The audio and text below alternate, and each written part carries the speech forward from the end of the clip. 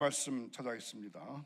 고린도전서 7장 30절 31절 함께 읽습니다. 우는 자들은 울지 않는 자 같이 하며 기쁜 자들은 기쁘지 않은 자 같이 하며 매매하는 자들은 없는 자 같이 하며 세상 물건을 쓰는 자들은 다 쓰지 못하는 자 같이 하라. 이 세상의 외형은 지나감이니라. 아멘. 우리는 벌써 그리스도를 대망하는 대림절 두 번째 주간을 보내고 있습니다. 대림절은 괴력의 시작이며 가장 희망찬 절기입니다.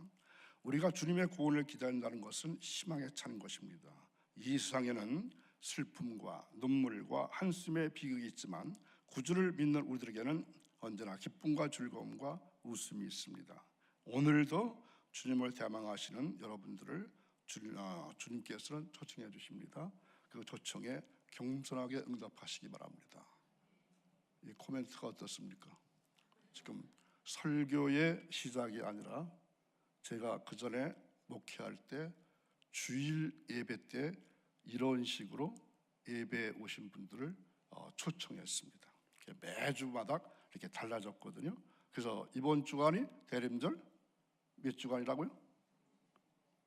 이건 뭐 전혀 관심이 없으니까 모르는 건데 두 번째 주일이죠. 그래서 지난번에 알려드린 대로 초 2개를 켜셨나요? 모르죠?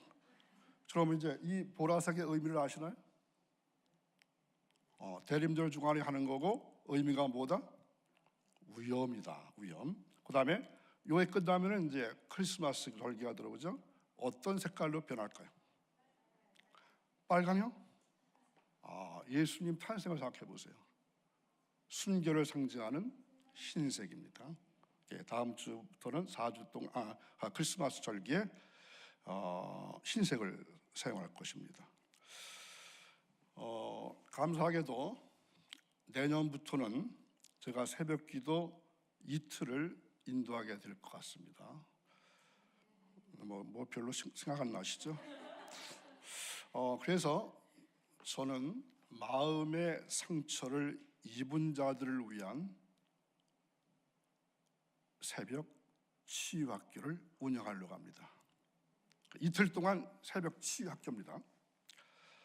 치유학교가 끝나면 3월 말쯤 될 것 같은데 4월과 5월 끝나면서는 뭘 하면 좋을까 하면 자녀들을 위한 기도를 할 것입니다. 뭐 자녀를 가지고 계신 분 나오셔도 되고 안 나오셔도 됩니다. 그래서 치유에 관한 말씀을 21번에 걸쳐서 말씀드릴 것입니다. 또한 그 치유에 관한 말씀과 함께 21가지의 기도도 함께 드릴 것입니다. 아마 3일 동안 새벽기도에 나오신 분들은 대충 눈치를 채셨을 것입니다. 제가 계획하고 준비하는 새벽 치유학교에서 치유학교 저기를 보겠습니다. 어떻습니까? 일요일 아마 수요일 목요일 될 것 같습니다. 그래서 저런 식으로 21번 수목을 진행할 것 같습니다. 자, 계속 넘겨주세요. 7, 8, 9 5, 4번 6번 21번까지요. 이거는 소개해드렸습니다. 오늘 설교하고는 관계없습니다. 그래서 어떤 분들이 오시면 좋냐면은 마음의 상처가 누구나 다 있습니다. 그런데 해결받지 못하고 있습니다. 언제인지 모르지만 겪었던 트라우마가 있습니다. 또한 자식 때문에, 부모 때문에, 가족 때문에, 배우자 때문에, 아니면 직장 동료나 같은 교인에게도 받은 상처 때문에 깊어지고 괴로워지는 분도 있을 것입니다. 제가 계획하고 준비하는 새벽 치유학교에서 해결받으시기를 간절히 바랍니다. 자, 제가 벌써 30년 넘게 목사 일을 했습니다. 목사님들 안 계시는 동안에 4번에 닫아주시고요. 좀 이따 말씀하면 열어주시기 바랍니다. 4번의 새벽 기도와 수요일 말씀을 준비하면서 여태까지 느껴보지 못했던 그러한 은혜를 너무나 넘치게 받았습니다. 오늘 새벽에는 알람이 울리기 전인 2시 30분에 잠을 깼습니다. 그래서 자리에서 뒹굴면서 일어날까 말까 하는데 이러한 생각이 드는 거예요. 1월 달부터 새벽 치유 학교 한다면서 아마 첫날 설교가 제일 중요할 것 같은데 그 제목도 좋을 텐데 어떻게 할 거야? 이런 생각이 들었어요. 사실 이미 다 정해져 있잖아요. 그래서 이 책상에 앉아서 묵상 기도를 하면서 지혜를 구했습니다. 그랬더니 내가 과거에 설교한 것 중에서 아마 좋은 걸 있을걸? 이런 생각이 드는 거예요. 그래서 과거에 설교했던 파일을 하나씩 검색해 봤습니다. 엄청 많은 양이거든요. 그랬더니 2004년도에 속회 헌신 예배로 드렸던 말씀 가운데 눈에 띄는 설교 제목이 있더라고요. 근데 그때 그 제목은 고난을 만났을 적에 이러한 제목이었어요. 그래서 이상하다 생각하면서 오늘 아침 새벽 기도를 마치고 집에 들어가서 이제 아침을 먹고 수요 설교를 점검하려고 하는데 오늘 사실 제목이 외로움의 치료자였거든요. 주보에는 잘못 나갔어요. 외로움의 치유자인데 너 그건 말고 이걸로 바꾸면 어때? 하루 마음을 주시는데 그 마음이 또 갑자기 뜨거워지는 거예요. 그래서 부랴부랴 자료를 찾고 정리해서 오늘의 말씀을 주셨습니다. 그래서 오늘 아침 9시 정도부터 교회 오기 직전까지 아주 간신히 준비했습니다. 그 제목이 그러나 지나가리라 했거든요. 그런데 이것을 여러분도 아실 만한 제목이더라고요. 노래 제목이더라니까요. 누가 불렀죠? 임재범이라는 사람이 불렀어요. 이것 또한 지나가리라. 그리고 찬양 사역자인 소양이라는 사람이 또 리메이크했더라고요. 이 또한 지나가리라. 젊으신 분들 아시나요? 네. 근데 이게 감제 야보루 히브리어는 이렇게 말하고 있는데 오늘 제목이 탄생한 배경이었습니다. 그래서 오늘 히브리 말 하나 배울 수 있기 바랍니다. 이 또한 지나가리라. 감제 야보루. 기대가 되시나요? 안 되시는 것 같아요. 자, 이제부터 들어가겠습니다. 사람은 누구를 막론하거나 고난이나 상처받기를 싫어합니다. 상처받기를 좋아하는 사람은 아무도 없습니다. 그러나 고난이나 상처는 그런데 누구나 다 당하게 되어 있습니다. 그런데 이 고난은 예고 없이 닥칩니다. 그러므로 우리에게 닥쳐오는 고난을 어떻게 극복해 나가는가 하는 것이 참으로 중요합니다. 미국 휴스턴에 있는 감리교 목사였던 찰스 알렌 목사님 한 분이 계셨습니다. 그가 평소에 존경하던 이 연로하신 목사님을 찾아가서 이야기를 나누는 중에 이러한 질문을 합니다. 목사님께서는 성경을 아주 많이 읽으시는 것으로 소문이 났는데 그렇게 많은 성경을 읽으시는 가운데 가장 마음에 드는 성경 구절이 무엇인가요? 이렇게 여쭤봤습니다. 여러분이 마음에 두고 있는 성경 구절이 뭡니까? 다른 사람이 당신은 성경 가운데에서 어떤 구절을 제일 좋아합니까? 생각나는 구절이 무엇입니까? 이렇게 여쭤보면 금방 툭 튀어나오나요? 그때 나이 87이신 이 노 목사님께서 한참 대답을 못하고 망설이고 있었습니다. 그때 질문한 젊은 목사님은 자기 나름대로 자기가 좋아하는 성경 구절을 들추고 있는 거예요. 한참 만에 노 목사님이 입을 열었습니다. 7번 들어주세요. 7번. 자, 저렇게 말씀하셨어요.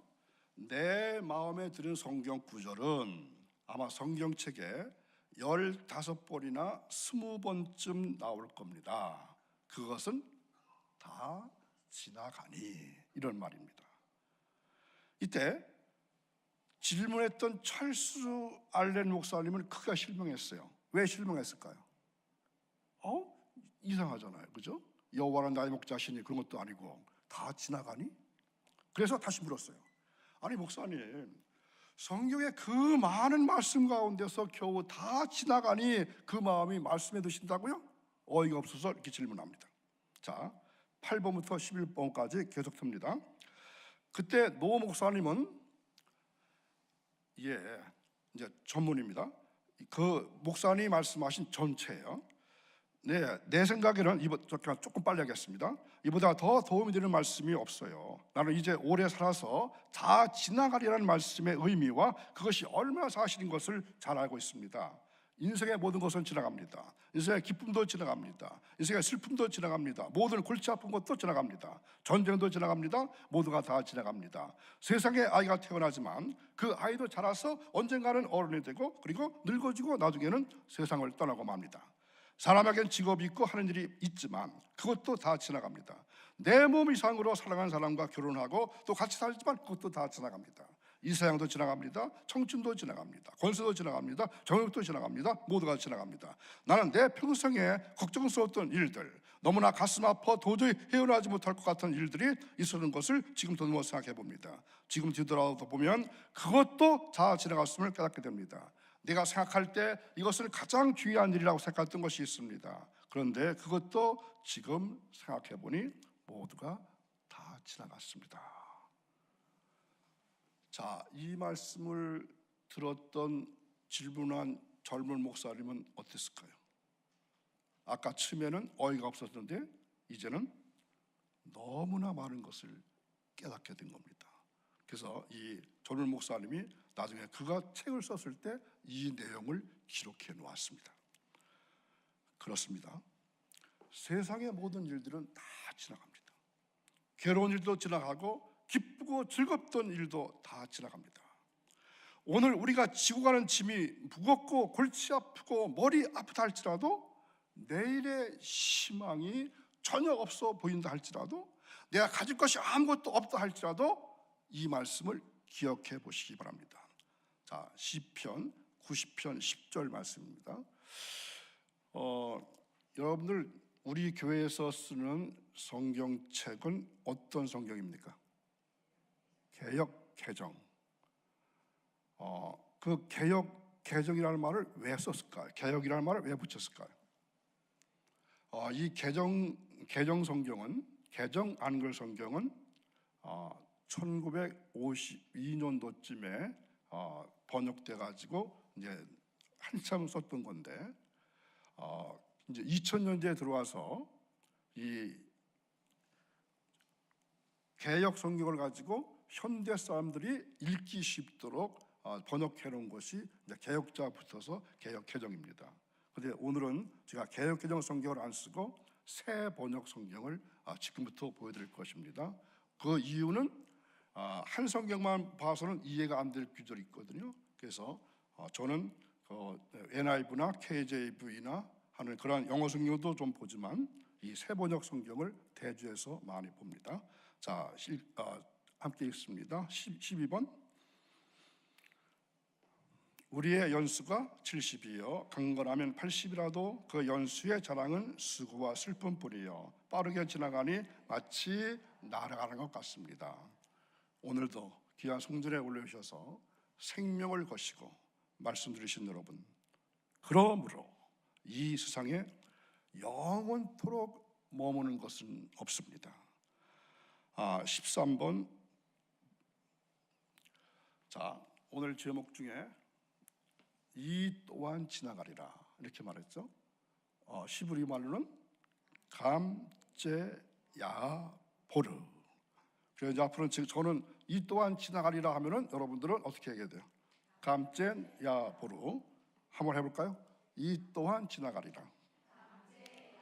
예, 잘하셨습니다. 영어로 누가 한번 읽어보실래요? 발음 좋으신 분. 함께 있습니다. These two shall pass away. 그리고 시역과이. 이 말도 거의 비슷한 말인데 이 말은 군대에서 많이 쓴대요. 그 군대 그 부대장이 얘들아, 내가 있을 때는 속 썩이지 말고 잘 좀 지나가 주라, 그렇게 부탁했는데요. 그래서 맨 밑에 글은 월 히브리어 원어입니다. 저게 야 보르, 그게 밑에 그 진짜 히브리 말입니다. 자, 한번 14번 보시죠. 저기 보면은 아마 정복기 집사님이 저 글씨 쓰시죠.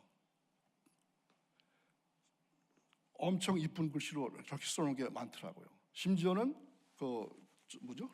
타투, 그 문신까지 하는 사람들이 있더라고요. 자, 이제 계속합니다. 꺼주시고요. 이 세상에 영원히 머무는 것은 없습니다. 내일은 새로운 기회가 주어질 것입니다. 내일은 새로운 힘이 우리에게 주어질 것입니다. 내일은 새로운 희망이 주어질 것입니다. 내일은 새날이 될 것입니다. 인생의 새날이 전개될 것입니다. 제가 말레이시아 담임 목사로 심호할 때 한국에 들어오게 되면은 간혹 택시를 탈 경우가 있습니다. 아주 많은 급히 일을 봐야 되기 때문에 간혹 탑니다. 그런데 제가 탄 택시 기사가 경험한 경험 이야기를 하는 것을 들었습니다. 이 택시 기사가 하루는 어느 젊은이를 태우고 춘천까지 갈 일이 있다고 합니다. 새로 고속도로를 건설하고 있는 길을 달려가고 있는 겁니다. 아마 경춘 고속도로 같습니다. 완전히 개통이 되기 전에 길은 울퉁불퉁하고 앞에 달린 차가 일으키는 먼지 때문에 앞이 보이지 않고 날씨는 게다가 더워서 문을 여니까 먼지가 차 안으로 들어와서 거의 숨을 쉬기도 어려울 지경이 되었습니다. 그 기사는 피곤한 데다가 길이 나쁘고 먼지를 뒤집어 쓰게 되자 자기도 모르는 사이에 짜증이 난 겁니다. 그래서 신경질을 부리고 욕을 퍼부었습니다.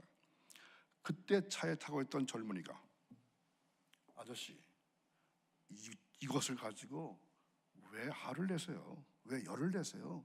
이렇게 말했어요. 이 말에 이 택시기사가 엄청난 자극을 받은 겁니다. 내가 예수를 믿으라고 저 청년에게 말하면서 너무 창피한 일을 했구나. 스스로 부끄러움을 면치 못했다고 합니다. 그래서 춘천에서 돌아올 때 사정은 똑같았지만 마음이 가라앉아서 유쾌하게 집에까지 돌아왔다고 하는 것입니다. 그러면서 그 기사가 하시는 말씀이 그 이후부터는 무슨 일이 있을 때마다 어떤 일을 만날 때마다 다 자기도 모르게 이까지 걸 가지고 내가 왜 열을 내지? 이렇게 하고 만답니다. 그러면 마음속에 거품처럼 일어났던 복잡한 생각이 언제 사라진지 모른다고 하는 것입니다. 사실 우리 가운데 아무것도 아닌 것 가지고 짜증을 내고 야단을 하고 고민을 하고 실망을 하고 번민에 빠질 때가 많습니다. 지나가 보면 별것이 아니었는데 말입니다. 이 또한 지나가리라. 왜 안 나와요? 감째 야바로 나와야지. 이 또한 지나가리라. 야보루. 자, 또 하나 얘기를 해드리겠습니다. 이것은 책에서 본 얘기입니다. 제가 이야기를 진행할 때 여러분들은 할 일이 있어요. 여러분 마음속에 도화지를 그려놓고 제가 말하는 걸 그림을 그려보는 겁니다. 아주 잘 그리셔야 돼요.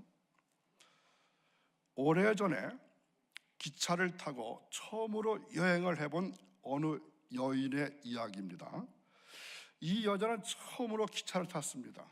그러니까 요즘에 뭐 KTX나 SRT나 뭐 그런 기차가 아니고 예전에 뭐 새마을호니 뭐 또 뭐 있었죠? 그런 기차를 생각하셔야 돼요. 처음에 기차를 탄 것 같아서 그런지 자기 자리를 겨우 찾아서 지정된 자리에 앉자마자 창문으로, 그 창문은 아마 옆으로 온 것이 아니라 올리는 걸 거예요. 창문으로 꼭 알맞을 정도의 밖에 공기가 들어오도록 조정하느라고 아주 부산을 떱니다. 그러셨어요? 문을 여니까 너무 넓어졌어요. 그래서 넓어진 문을 조금 이제 좁게 하니까 또 너무 좁아지고, 또 다시 넓히고 앉아보니까 바람이 너무 세차게 들어오는 겁니다. 그래서 다시 일어나서 창문을 좁히니까 이제는 또 너무 답답한 겁니다. 다시 일어나서 창문을 아까보다는 조금 더 열었습니다. 그리고 어느 정도 조정하고 나니까 그 다음에는 커튼을 가지고 올렸다가는 내렸다 하는 겁니다. 그리고 마음에 안 들어서 다시 올리고 꼭 알맞게 빛이 들어오도록 조정을 하느라고 한참 애를 먹고 있습니다. 또 그러셨어요? 그 다음에는 여행 가방을 선번에 놓으려고 하는데 꼭 알맞게 자리에 정돈해 놓으려고 의자 위에 올라가서 땀을 열심히 흘려가면서 가방을 맞춰 놓습니다. 그리고 모처럼 여행할 때 쓰느라고 사서 처음으로 쓰고 나온 모자가 상하지 않게 간수하느라고 여기 얹어놨다가 또 마음이 안 나여서 낮은 가방 위에 넣어보기도 합니다. 여기까지 잘 그러셨어요? 대답 한 번도 안 하시네. 이제는 기차의 속력이 빨라지는 겁니까? 그럼 어떻게 될까요? 가방이 움직이는 거예요. 그래서 온 신경이 모자에 쏠려 있어서 아무래도 마음이 놓이지 않는지 다시 선반에서 내려가지고는 옷을 거는 옷걸이 있잖아요. 벽에 붙은 거, 기차 창문에 붙은 거, 옷을 거는데 걸어봅니다. 바람이 날리니까 무릎 위에 올려나와 보기도 합니다. 그리고 거울과 빗을 꺼내더니 이제 그동안 정돈하느라고 헝클어진 머리를 정돈하는 겁니다. 그녀가 모든 준비를 다 마치고 이제는 거의 안정된 자세로 평안히 앉으려고 하는데 차장이 그녀에게 와서 말합니다. 어떻게 말했을까요? 스무고개 할까요? 아주머니, 다음 정거장에 내리실 역입니다. 기차에서 내리는 이 여인이 혼자서 중얼거립니다. 이렇게 금방 내릴 줄 알았으면 쓸데없이 그러한 수선을 부리지 않았을 텐데. 별로 귀여운 일이지 않습니까? 이 이야기가 그 이야기를 책에서 읽는데요, 얼마나 깔깔대게 혼자 웃었는지요. 그리고 많은 교훈을 얻었어요. 우리가 탄 인생의 여행 따지고 보면 얼마나 길까요? 잠깐입니다.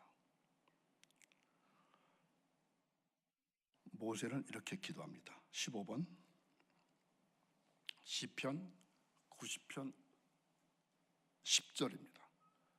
많이 보셨던 말씀이에요. 우리의 연수가 70이요 강건하면 80이라도 그 연수의 자랑은 수고와 슬픔뿐이요 빠르게 지나가니 마치 나랑 것과 같습니다. 제가 다 같이 읽읍시다 그렇게 얘기하지 않아도 그냥 다 같이 읽는 거예요. 아무리 잘 살아도 인생은 정말로 짧은 한 기간입니다. 그래서 사소한 일에 법석 떨 필요가 없어요. 인생이 얼마나 짧은 걸 생각하면 우리에게 사실상 필요 없는 일들이 너무 많습니다. 그런 거 하면 아주 중요한 일임에도 불구하고 사소한 일 때문에 미루어버리고 지나쳐버리는 경우가 너무도 많습니다.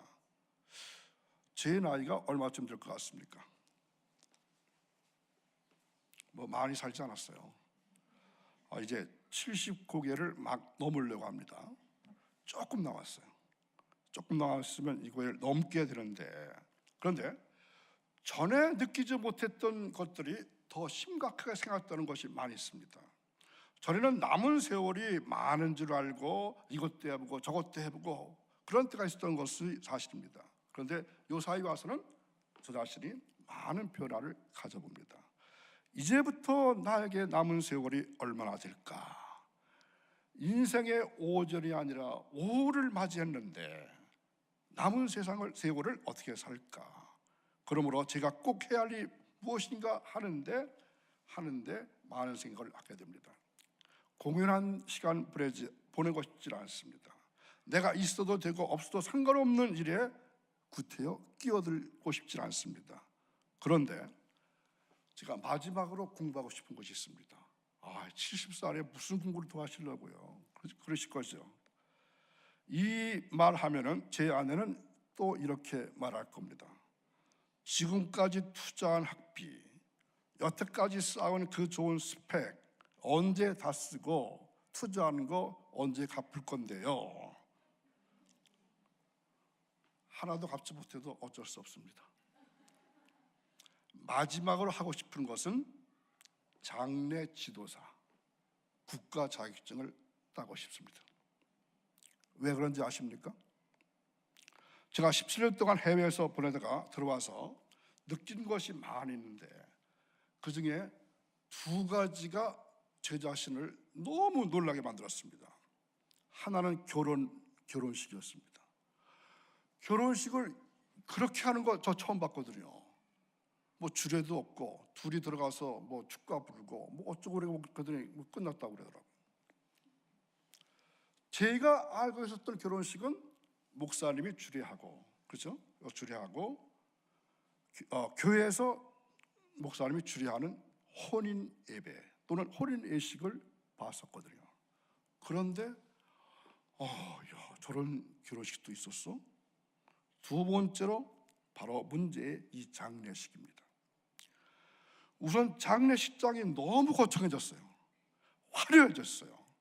그리고 화려한 만큼, 엄청난 만큼 그 비용도 엄청 비싸졌습니다.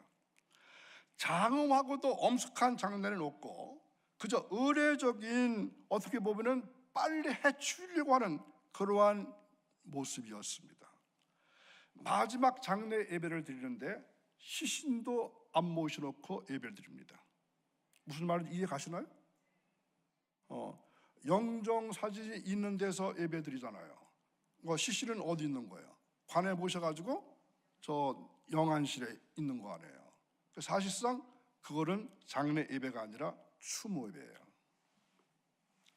또 보통 발인 예배를 몇 시에 드리냐면 꼭두 새벽에 드리더라고요. 왜 그럴까요? 바쁘니까. 또 화장장이 바쁘고 또 올 것도 바쁘고 또 저 화장해가지고 그것도 모셔놓기도 바쁘고. 제가 한국에서 담임 목사로 사역할 때는 발인 예배는 돌아가신 분의 관을 교회에 모시다 놓고 교회장으로 예배드렸어요. 그래서 모든 장례 절차를 통해서 믿지 않던 자손들이 교회로 돌아오고 또 그곳에 문상강으로 조문을 왔던 사람들이 그 엄숙한 장례식을 보고 교회로 돌아왔어요. 전도가 가능했던 게 바로 이 장례 예배를 통해서였습니다. 그런데 그 이유가 몇 가지가 있어요. 아주 고급스러운 장례식을 너무나 잘 만들어 놨어요. 사실 병원에 장례식장이 있는 것은 우리나라밖에 없습니다. 유일합니다. 또 하나는 상주회 때문에 그렇더라고요. 상주나 상가에서 할 일은 아무것도 없어요. 그죠? 상조에서 나온 장례 코드의 지시에만 따르면 됩니다. 그리고 청구하는 대로 대금만 지불하면 오케이입니다. 집례하는 목사도 이 코드의 말을 들어야 합니다. 목사님 20분만 하십시오, 10분만 하십시오 그러더라고요. 그래서 제가 장례 지도사 자격증을 따려고 하는 이유가 바로 여기에 있습니다. 유가족이 원한다면 제가 직접 염을 하려고 합니다. 그리고 입가를 하고 구린같이 절도 있는 그 장례 코디 부리지 않고 제가 직접 처음부터 끝까지 예배인도하고 굳은 일까지 다 하려고 합니다. 자, 16번 한번 보여주시기 바랍니다.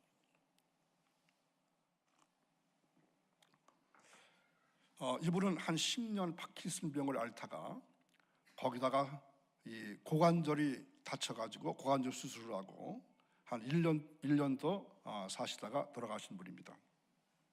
사실은 작년에 제가 저분을 케어했습니다. 몇 달 동안 케어했는데 어떻게 예쁘죠? 제가 한 것은 아니에요.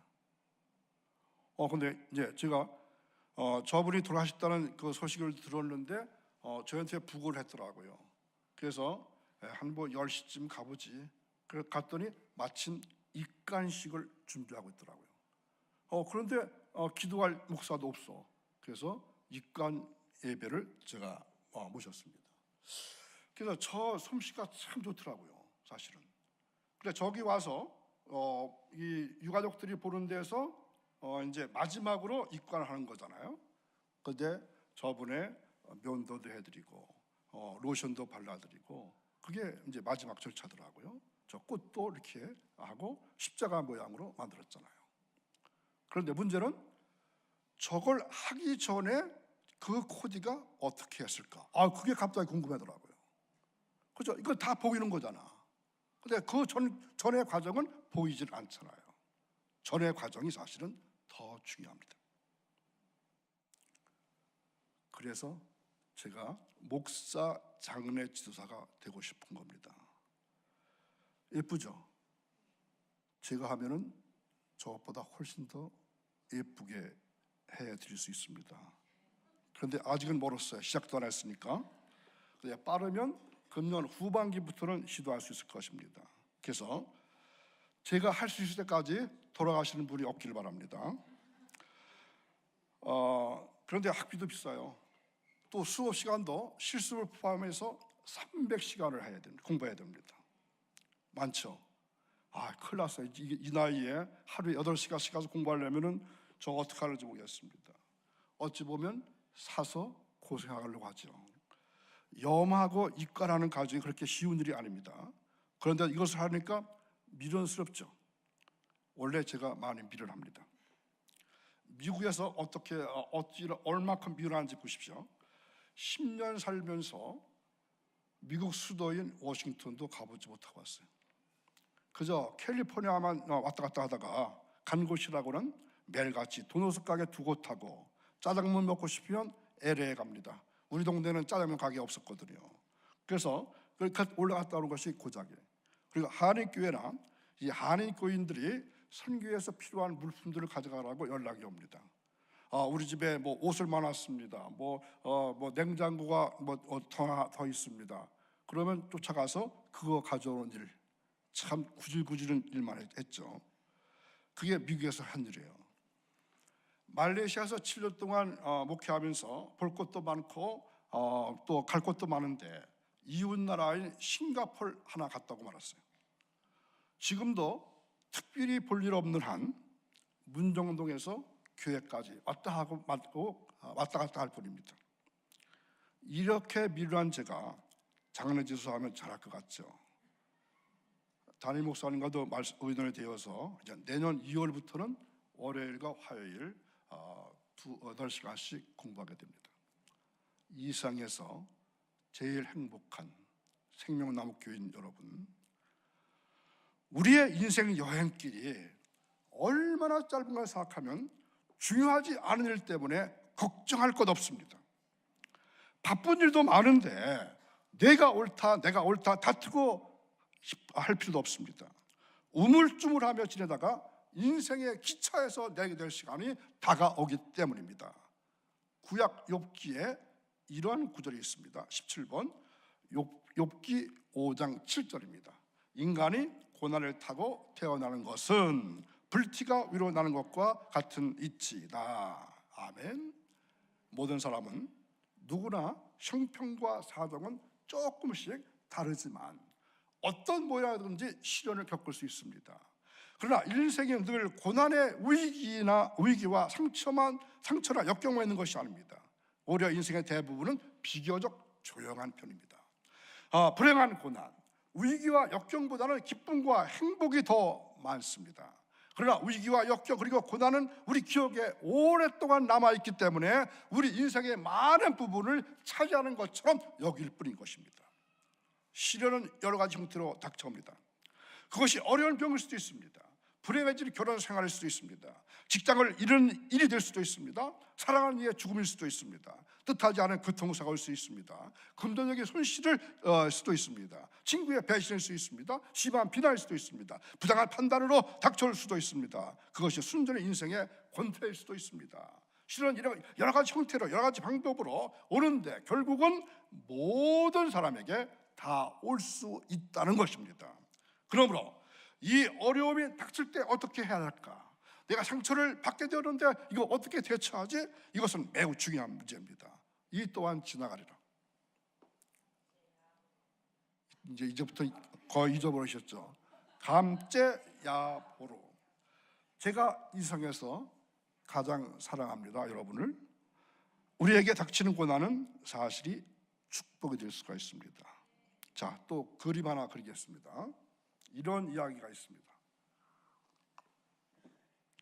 오늘 두 편의 그림을 그리시고 시부리말 한마디 배우고 수집하는 날입니다. 노르웨이의 한 어부가 두 아들을 데리고 낚시하러 바다에 나갔습니다. 여러 날처럼 어머니는 선창까지 나가서 식구들을 배웅하고 많은 고기를 낚아가지고 평안히 돌아오기를 빌어주었습니다. 그런데 오후가 되면서 바람이 불기 시작하더니 높은 파도가 일기 시작하는 겁니다. 이 어부와 두 아들이 탄 배는 곤두박질하기 시작합니다. 말할 수 없는 어려운 지경에 이르렀습니다. 자, 그림 그리셨죠? 한편 집에서는 아궁이에 집힌 불이 잘못되어서 강한 바람에 불이 번져 가지고는 몇 가지 옷까지만 남기고 집 한 채가 다 타버리고 말았습니다. 이때 겨우 아버지와 두 아들은 배를 저어서 해변에 무사히 도착했습니다. 해변에서는 어머니가 불이 났다는 슬픈 소식을 가족에게 알리기 위해서 기다리고 있습니다. 남편을 만난 아내는 눈물을 흘려가면서 여보, 불이 나서 우리 집 몽땅 타버렸어요. 우리 이제 남은 것은 아무것도 없어요. 엉엉 울면서 남편이 이렇게 말합니다. 그런데 남편은 별로 놀라지도 않아요. 아내는 안타깝게 하는 말이 제 말이 안 들려요 했는데도 남편의 응대답이 이렇습니다. 나도 들었어. 하지만 몇 시간 전에 우리는 파도가 높게 일어난 바다에서 길을 잃고 죽을 뻔했어. 등대불도 꺼져버리고 보이지 않았고 그때 우리는 죽음을 각오했다. 그런데 멀리서 희미하게 노란 불이 보였어. 그러더니 점점 더 커지는 거야. 우리는 배의 방향을 바꾸어서 있는 힘을 다해가지고 그 빛이 있는 방향으로 노를 저었어. 그래서 여기까지 온 거야. 우리 집이 처음 불타기 시작할 때 보는 것이 뭐죠? 그 희미한 빛이었구나. 빛이었구려. 한참 탈 때는 마치 온 해안이 다 대낮처럼 밝았어. 우리 집을 태운 그 불 때문에 우리 목숨을 구한 거예요. 감동적인가요? 우리의 집이 불타듯이 모든 것을 잃어버린 것이 그보다 더 중요한 것을 얻는 계기가 될 수 있다는 사실을 기억하시기 바랍니다. 이 또한 지나가리. 감죄야보르. 우리는 돌로 만들어지지 않았습니다. 감정이 있고 약점이 있고 상처를 받을 수도 있는 사람들입니다. 그러나 한편의 힘도 있고 장점도 있습니다. 때로는 우리 앞에 닥친 고난을 견디기 어려울 것 같기도 하지만 참아낼 수도 있습니다. 이것은 내 힘이 아니라 하나님의 은혜입니다. 고난이 닥칠 때 나 혼자 당하는 것 같지만 실제는 하나님이 나와 함께 하십니다. 요셉이 억울하게 감옥에 들어갔지만 하나님께서 요셉과 함께 하셨습니다. 다니엘이 믿음 지키다가 사자굴에 던짐을 받았습니다. 그러나 하나님이 그때도 그와 함께 하셨습니다. 그러나 사자가 다니엘을 해치지 못했습니다. 사드락과 메삭과 아베느고가 우상에게 절하지 않는다고 풀무불에 던짐을 받았습니다. 그러나 저들은 머리카락 하나도 타지 않았습니다. 하나님의 사자가 그들과 함께 했기 때문입니다. 이사야서 43장 1절 말씀을 보시기 바랍니다. 18장 18 그러나 이제 야곱아, 너를 창조하신 주님께서 말씀하신다. 이스라엘아, 너를 지으신 주님께서 말씀하신다. 내가 너를 속량하였으니 두려워하지 말아라. 내가 너를 지명하여 불렀으니 너는 나의 것이다. 내가 물 가운데로 건너갈 때에 내가 너와 함께하고 네가 강을 건널 때에도 물이 너를 침몰시키지 못할 것이다. 내가 불 속을 걸어가도 그리지 않을 것이며 불 꺼진 너를 태우지 못할 것이다. 이어서 41장 10절, 내가 너와 함께 있으니 두려워하지 말아라. 내가 너희 하나님이니 떨지 말아라. 내가 너를 강하게 하겠다. 내가 너를 도와주고 내 승리의 오른팔로 너를 붙들어 주겠다. 아멘. 귀하신 여러분, 이 하나님 약속을 그대로 믿으십니까? 어떤 고난이 닥쳐와도 능히 이기고도 남을 수 있는 힘을 주실 것을 믿습니다. 사실 감제 야브라는 말은 고전 히브리어입니다. 이것 또한 지나가리라. 흘러가는 세월 속의 사람들은 자신이 소유하는 것이 영원할 것이라 생각한다면 이는 중증 착각 증후군입니다. 사람들은 착각으로 욕심을 내고 그 욕심으로 어둠 속에서 갈 길을 찾지 못하고 헤매다 죽습니다. 그래서 욕심이 잉타하면 뭐를 낳고? 죄를 낳고 죄가 장성해서 멸망에 이른다고 말씀합니다. 이러한 착각 증후군을 깨우쳐주는 강력한 말이 감제야보로입니다. 이것 또한 지나가리라. 자, 어느 날 이스라엘의 다윗 왕이 이것도 그림 그려야 될 것 같은데요, 반지 세공사를 불렀습니다. 그러면서 이러한 명령을 내립니다. 날 위한 반지를 만들 때, 자, 저기 있습니다. 거기에 내가 큰 전쟁에서 이겨 환호할 때도 교만하지 않게 하며 내가 큰 절망에 빠져 낙심할 때 좌절하지 않고 스스로 새로운 용기와 희망을 얻을 수 있는 글귀를 새겨 넣어라. 쉬운 일일까요? 엄청 어려운 일 같습니다. 이에 반지 세공사는 아름다운 반지를 만들었지만 빈 공간에 새겨 넣을 글귀로 몇 날 며칠을 고민하다가 현명하기로 소문난 왕자가 누굽니까? 솔로몬. 지난번 성경 퀴즈 할 때 엉터리 공부하신 것 같아요. 소문난 왕자 솔로몬에게 간곡히 도움을 청했습니다. 그때 솔로몬 왕자가 알려준 글귀가 바로 이것 또한 지나가리라, 감제야보로입니다. 솔로몬 왕자가 가르쳐준 말입니다. 이 글귀를 적어 넣어서 왕에게 바치자 다윗 왕은 흡족해하고 그들에게 큰 상을 내렸다는 것입니다. 말씀 들으신 여러분, 마음이 아프신가요? 삶이 곧 아프신가요? 자녀가 문제가 있나요? 가족 간의 문제도 있습니까? 남편이나 아내와의 갈등이 있습니까? 마음에 큰 상처가 있으신가요? 아니면 몸에 이상이 있어서 아프신가요? 이것 또한 지나가리라. 이제 거의 끝났는데 이게 또 안 되네. 이것 또한 지나가리라, 감제야보로.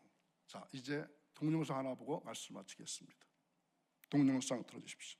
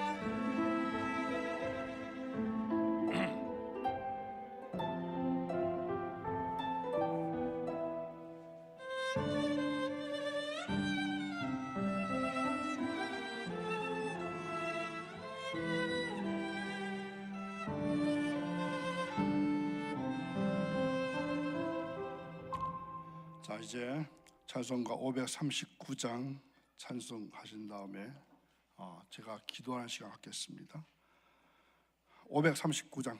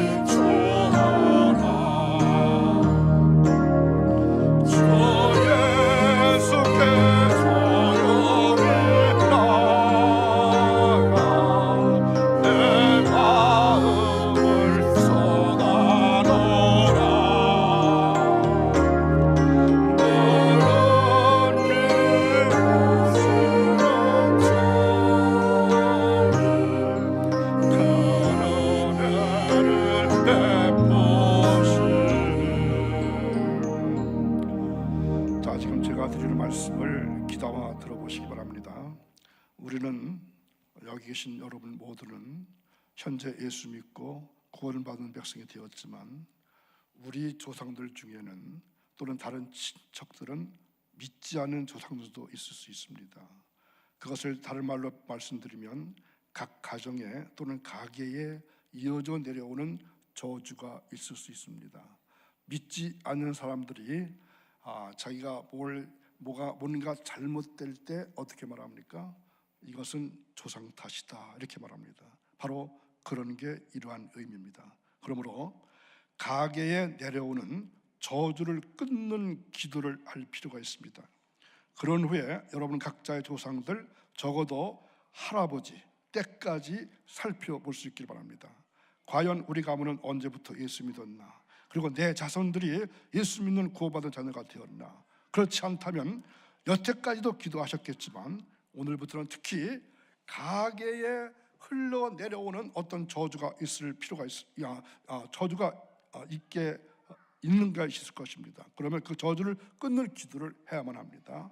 그래서 이것이 바로 모든 치유의 시발점이 될 것입니다.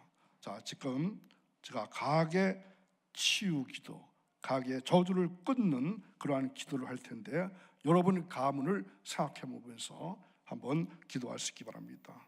하나님 아버지, 이 시간 나의 조상으로부터 흐르는 모든 악한 영향력에 대해서 예수 그리스도의 이름과 보혈의 능력으로 차단해 주시고 이 영향을 받게 된 나의 모든 잘못된 행위와 조상들의 모든 죄를 미워하고 회개합니다. 나와 나의 조상이 하나님 이외의 다른 신들을 숭배하고 의식적 또는 무의식적으로 한 모든 거짓된 계약을 예수님의 이름으로 회개하고 파기합니다. 이 계약을 통해서 나와 나의 가족의 삶을 묶고 있는 사탄의 모든 결박을 예수님의 이름으로 끊어버립니다. 이 계획을 통해서 사탄이 나의 가계를 공격할 수 있는 법적 권리와 그 효력을 박탈하고 무효인 것을 선포합니다.